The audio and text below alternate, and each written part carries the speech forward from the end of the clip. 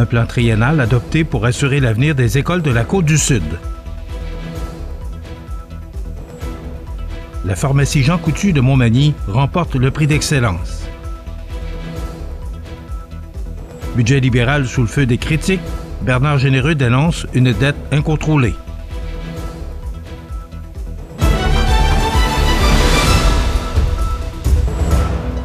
Jeudi 30 avril 2026. Bonjour mesdames et messieurs et bienvenue à votre bulletin d'actualité sur le réseau de télévision CEMA TV. Le conseil d'administration du Centre de services scolaires de la Côte-du-Sud a officiellement adopté son plan triennal de répartition et de destination des immeubles pour les années 2026 à 2029 lors d'une séance extraordinaire tenue le 28 avril dernier. Ce plan, considéré comme un outil stratégique majeur, vise à anticiper l'évolution de la clientèle scolaire et à orienter les décisions administratives tout en assurant une utilisation optimale des ressources disponibles. L'objectif demeure celui de répondre adéquatement aux besoins des élèves et des communautés du territoire. Dans le cadre de cet exercice annuel, une attention particulière a été accordée à certaines écoles dont la situation démographique est jugée fragile.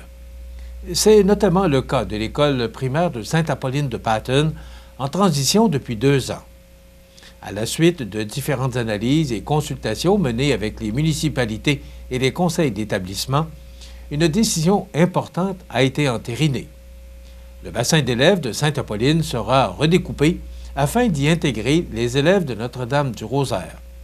Cette mesure vise à consolider la fréquentation de l'école et à maintenir l'offre de services éducatifs dans ce secteur. Cette solution avait été proposée par le milieu et a reçu l'appui des instances locales, incluant les conseils municipaux et la MRC de Montmagny.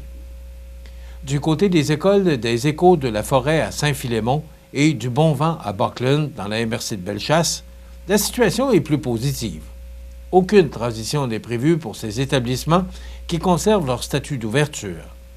Une hausse de la clientèle a d'ailleurs été observée à la suite de la récente période d'inscription.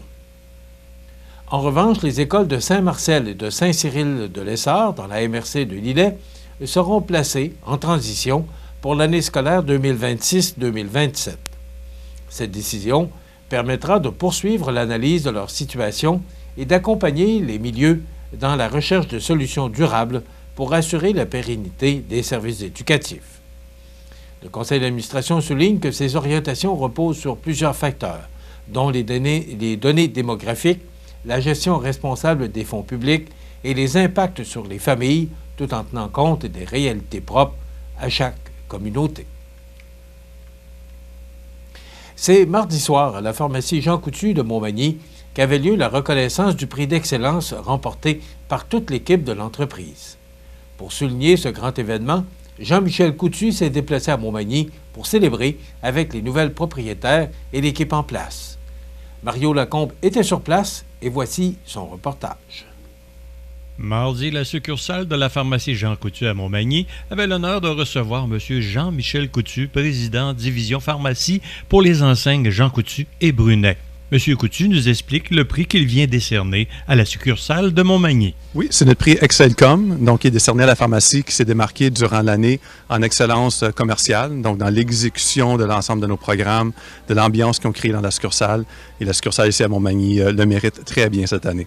L'événement de la reconnaissance du prix d'excellence demande un travail et des efforts constants de la part du personnel et de ses dirigeants. M. Jean Thibault, copropriétaire du Jean Coutu de Montmagny. C'est beaucoup d'efforts et puis Sonia qui est notre chef d'orchestre au niveau de l'exécution, mais c'est notre désir de mettre ça beau pour nos clients, de mettre ça agréable, leur expérience quand ils viennent, qu'ils soient malades ou qu'ils soient en forme parce qu'ils veulent s'acheter une crème solaire ou qu'ils sont malades, ils sortent de l'urgence, que l'expérience soit tout le temps agréable pour eux autres et dans un visuel qui est propre, bien classé, qu'ils trouvent qu'est-ce qu'ils veulent. Donc, c'est juste, pour nous autres, ça veut dire que oui, c'est mission accomplie. Comme mentionné, le prix Excellence demande le travail et les efforts d'une équipe forte et dynamique. Madame Sonia Thibault, administratrice succursale 04 à Montmagny, nous en parle. Nouvelle équipe, c'est qu'il y a beaucoup de nouveaux personnels, on a un roulement de personnel quand même, là, mais on a des gens qui ça fait 38 ans qui sont ici, 35 et 25 et 20 et j'en passe, mais ce prix-là, il est décerné à toute l'équipe que j'ai ici en place, puis que oui, je suis là tous les jours pour être le chef d'orchestre, comme M. Thibault dit, mais sans eux, moi, on n'aurait pas gagné ce prix-là. Monsieur Jean-Michel Coutu nous explique maintenant ce qui fait le succès de ces pharmacies depuis tant d'années. La formule n'est pas compliquée. Hein? Ça prend des gens qui sont engagés, des gens qui croient à notre vision, qui croient à l'expérience client. C'est ça qui a toujours démarqué Jean Coutu. Ici, on a la preuve. Sonia, on travaille ensemble en partenariat avec Sonia et c'est pour ça que la succursale aujourd'hui a gagné ce prix et rayonne dans la communauté de Montmagny. En terminant, M. Jean Thibault, copropriétaire, nous parle un peu de l'historique de la succursale, de ses débuts à maintenant. Des bons souvenirs. C'est toute l'évolution de la pharmacie. Quand je suis venu il y a 28 ans, c'était du tapis partout. Puis, j'ai dit, la première chose que j'ai dit, ça va changer. Et puis, pour mettre vraiment avec les cigarettes en arrière, puis ça a été au grand désespoir du siège social. Là, j'ai sorti ça même avant, Fait qu'on a toujours évolué dans le sens, puis des anecdotes, des expériences avec tout le monde. C'est un vécu de 28 ans et je suis encore là pour un bout. Il y a des nouvelles associées qui sont avec nous. Ma fille qui se joint, Véronique, avec laquelle je travaille depuis 12 ans, Béatrice, qui est notre petite nouvelle, mais qui, ça fait... Regarde, j'ai une équipe de feu dans les nouvelles personnes avec qui que je travaille. Fait que, l'avenir de Jean Coutu Montmagny est assuré. Mario Lacombe à la succursale Jean Coutu de Montmagny pour CMA TV. Information. Budget libéral sous le feu des critiques. Bernard Généreux dénonce une dette incontrôlée. Tous les détails après la pause. Jean Coutu Montmagny, votre arrêt essentiel. Conseils, produits santé, beauté, tout est là. Une équipe professionnelle qui fait la différence. Rendez-vous au 75 boulevard Taché-Ouest, Montmagny. 418-248-9511. Fenplast, c'est le plus important manufacturier de portes et fenêtres au Québec. Un produit recommandé par Protégez-vous au printemps 2024. Vous pensez portes et fenêtres? Passez voir notre équipe à la boutique Fenplast Montmagny au 228 chemin des Poiriers ou sur fenplast.com. On reçoit beaucoup de signalements de voleurs de temps ces jours-ci. Je partais faire mon jogging quand soudain, un troll d'Internet m'a volé tout mon après-midi. Une vedette de télé-réalité m'a volé 3 heures. Je l'ai jamais vu venir. Pouvez-vous la décrire, ce voleur de temps? Il avait une grosse moustache, un chapeau rouge. Il avait l'air de plombier. C'est lui? On a dressé une liste de voleurs de temps les plus dangereux. C'est à nous de les arrêter. Vous regardez CMA TV, le réseau de l'information sur la Côte-du-Sud. Le député de Côte-du-Sud, Rivière-du-Loup, Katascomique-Témiscouata, Bernard Généreux, monte au créneau contre la plus récente mise à jour économique du gouvernement libéral, dirigé par Mark Carney, qu'il qualifie de budget irresponsable, reposant largement sur l'endettement public. Selon lui, ce plan financier confirme une tendance préoccupante, marquée par des dépenses incontrôlées qui contribuent à alimenter l'inflation et à fragiliser l'économie canadienne. Ce budget signifie plus de coûts, plus d'impôts, plus de dettes et plus d'inflation. Pendant ce temps, la croissance ralentit et l'abordabilité recule partout au pays, affirme le député. Celui-ci reproche notamment au gouvernement de présenter comme une réussite un déficit inférieur de 11 milliards de dollars à ses propres prévisions, alors qu'il aurait, en réalité, doublé ses projections initiales. Pour Bernard Généreux, cette approche traduit une déconnexion avec la réalité économique des citoyens déjà confrontés à une hausse importante du coût de la vie. Il souligne également que des revenus supplémentaires dépassant 10 milliards de dollars, attribuables notamment à la hausse des prix du pétrole, n'ont pas été utilisés pour freiner les dépenses, mais plutôt pour les accentuer.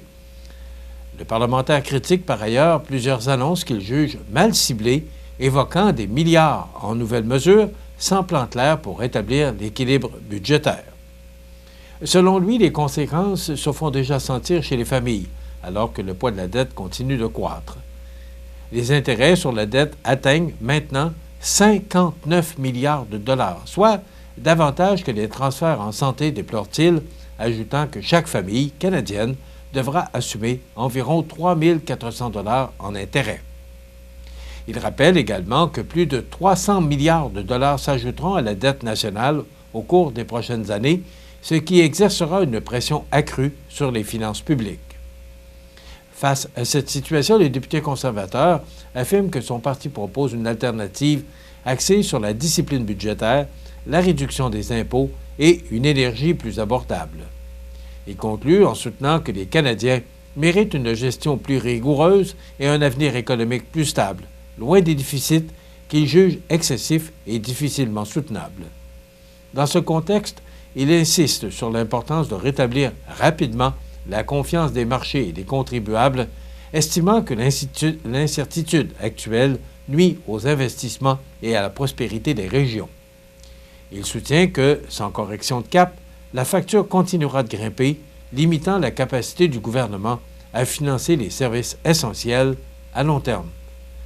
Enfin, Bernard Généreux réitère son engagement à défendre les intérêts des contribuables en promettant de poursuivre ses interventions à Ottawa afin de réclamer une gestion responsable, transparente et axée sur des résultats concrets pour les citoyens. Les personnes en situation de handicap auront désormais un accès élargi aux activités de plein air cet été en Chaudière-Appalaches. Grâce à une initiative portée par l'Association régionale de loisirs pour personnes handicapées de la Chaudière-Appalaches, plusieurs sites touristiques de la région proposeront des activités adaptées et accessibles favorisant l'inclusion et la découverte. Randonnée en forêt, kayak, planche à pagaie ou encore baignade, des activités seront offertes dans 4 lieux prisés, soit le Parc national de Frontenac, la plage de Berthier-sur-Mer, l'écoparc des Etchemins et le Parc du Massif du Sud. Cette programmation vise à permettre aux participants de vivre pleinement l'expérience du plein air dans un environnement sécuritaire et encadré. Tout au long de la saison estivale, avec une prolongation jusqu'au début de l'automne 26, des journées découvertes gratuites seront organisées. Ces journées incluent non seulement l'accès au site pour les participants et leurs accompagnateurs, mais aussi l'équipement spécialisé et l'encadrement nécessaire à la pratique des activités. Cette initiative est rendue possible grâce au soutien financier du ministère de l'Éducation du Québec dans le cadre du programme d'aide financière aux initiatives en milieu communautaire. 4 rendez-vous sont déjà confirmés, dont celui du 26 juin au Parc national de Frontenac, le 30 juillet à la plage de Berthier-sur-Mer, le 14 août à l'écoparc des Etchemins et le 4 octobre au Parc du Massif du Sud, où une randonnée des couleurs viendra clore la saison. Une vidéo promotionnelle tournée à l'écoparc des Etchemins et au Massif du Sud accompagne également cette initiative. La réalisation a été rendue possible grâce à l'appui de l'Office des personnes handicapées du Québec.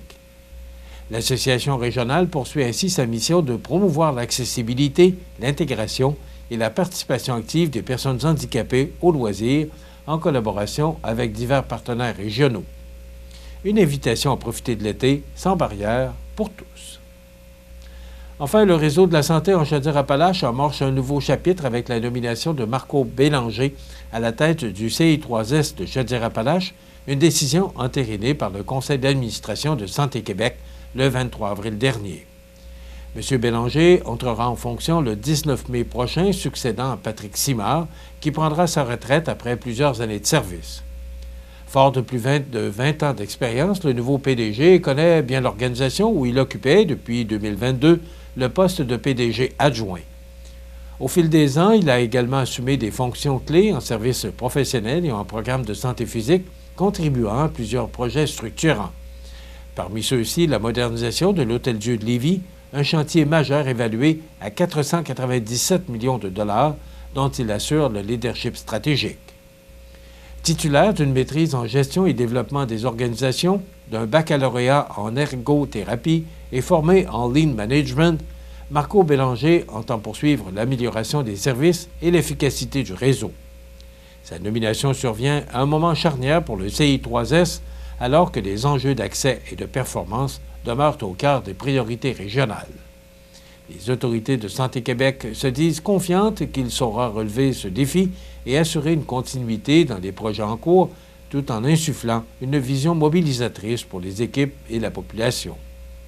De son côté, Marco Bélanger affirme vouloir travailler en collaboration avec les partenaires du milieu afin de renforcer les services de proximité et répondre aux besoins croissants de la population, tout en consolidant les acquis du réseau et en préparant l'avenir du système de santé régional.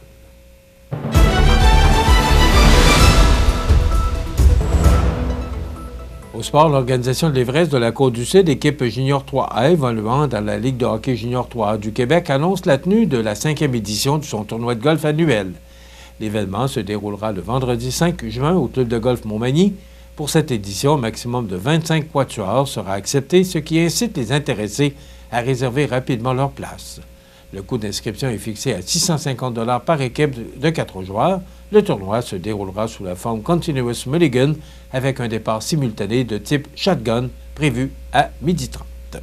Voilà ce qui complète votre bulletin d'actualité de ce jeudi 30 avril. Dans un moment, les prévisions de la météo. Et le menu de cette émission de la dernière journée du mois d'avril, on reçoit M. Vincent Bellegarde, qui est directeur général de Maison La Prise et Laurando Portes et Fenêtres, ainsi que Francis Morissette, qui est directeur des opérations manufacturières de Maison La Prise. Ils viendront nous parler de leurs besoins en main-d'œuvre. Audrey Saint-Pierre nous fera part de ses trouvailles à la boucherie Saint-Mathieu. Bien sûr, il y aura des commentaires de fin d'émission et aussi les avis de décès. C'est le menu qu'on vous propose pour cette émission du 30 avril. Je vous souhaite donc une excellente émission à notre antenne.